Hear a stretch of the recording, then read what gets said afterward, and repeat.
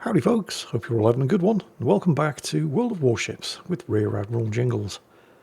We've got a short one for you today, but, well, how can I put this? This battle was sent in by Bacon Master 098 here in the Japanese Tier 6 destroyer, the Shinonome. It's a Tier 6 standard battle, not domination, here on the fault line map. And he was extremely excited that I get to watch this replay, and having seen it I can 100% understand why, because when it happens it's totally going to be worth the entrance price.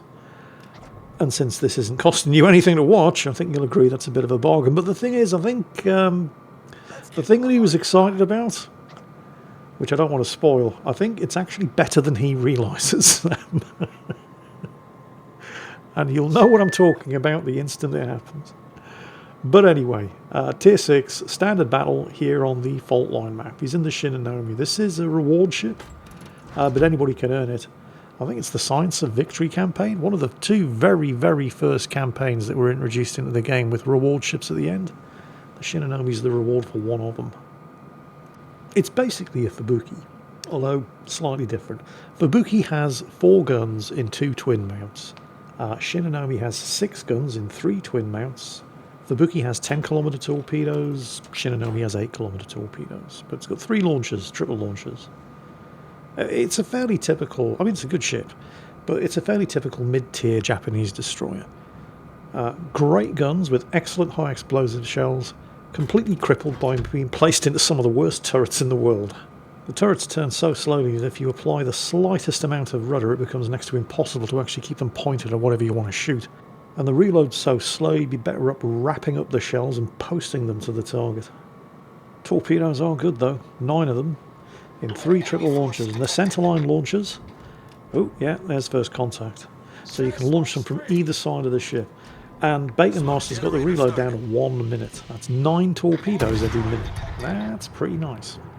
Bacon Master, not intending to get into a gunfight with a German destroyer, is popping his smoke, and since the guns were loaded and pointed that way anyway, he took the shots. But it turns out he's actually in a gunfight, not with just 1, but with 3 destroyers and an Agincourt. Fortunately, 2 of those 3 enemy destroyers were also Japanese, so like him, they could only get 1 salvo off. But like him, their torpedoes are also ready to go, so he's not lurking around in any smoke screens waiting to get hit. And the torpedoes are going in both directions. There's not only his torpedoes up ahead there, there's these. That's a lot of torpedoes going both ways. That's the torpedoes from the Gokasi and the Icarus. And none of them are going to hit a thing. So they're a little bit outnumbered over here. In fact, they're more outnumbered than they thought. There's a spotter plane from a Pensacola. There it is. So 1 battleship, and it's an Agincourt, it's a secondary battleship. 1 heavy cruiser and 3 destroyers against 2 destroyers and an extremely light cruiser, the Gokasi, which is essentially just a big destroyer. It was intended to be developed as a destroyer flotilla leader. Very stealthy, lots of torpedoes as we just saw, but absolutely cannot take a hit. Fortunately, there are reinforcements coming. There's some very big reinforcements coming in the shape of a Renown, an Issei, and a Leander. Okay, maybe the Leander isn't such a big reinforcement, but certainly the 2 battleships are going to be a welcome addition. In particular, the Issei, it's a hybrid. It can launch aircraft.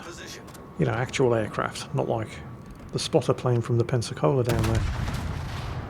That Utsuki, I don't know how he's still spotted, but we're definitely going to take advantage of that. Just very, very slowly. 9-second reload. What is it with Japanese ships and long reloads? Which is the cruiser? The Tier 9 light cruiser, Takahashi?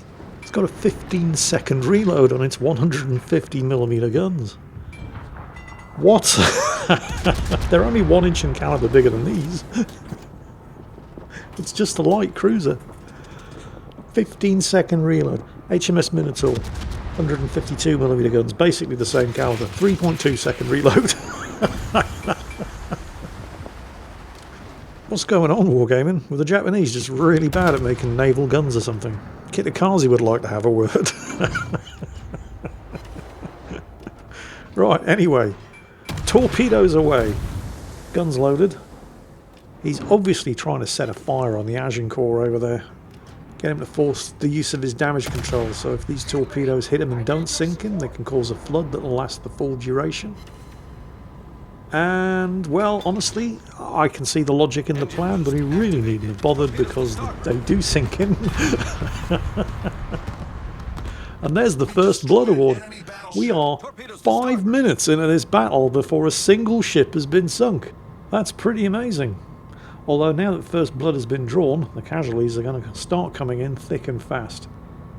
Bacon Master's team have just lost a Minakaze elsewhere. There's another wall of skill heading towards his allies.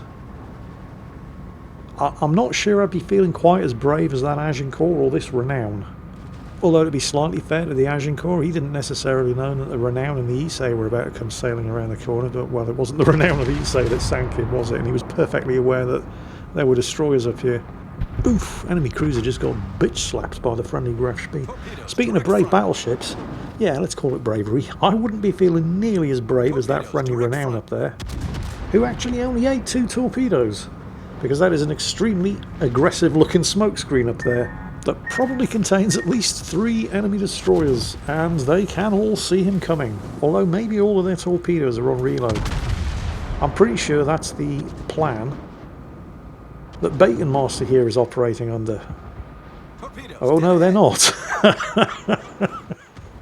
Bacon Master, do you want to rethink this plan? Screw it, he's committed now. There's the Hydro, that'll be the Ernst Gaider, German destroyer. Sure enough, there it is. They can all see him now. It's just a question of how many destroyers are lurking inside this smokescreen, because Bacon Master is 100% committed. He launches all of the torpedoes when the only thing he could see was the Ernst Gaider. Wait for it. Wait for it. Enemy destroyer blown up. We've got 2 of them. Enemy destroyer blown up. Enemy destroyer blown up. I'm not sure that Bacon Master himself even realises exactly what he did there. He sent this in saying you need to see this double strike, and he's right, it kind of was a double strike, but it also kind of wasn't. That was actually a triple strike. It's just that there isn't a triple strike award. He got all 3 of them within a couple of seconds of each other.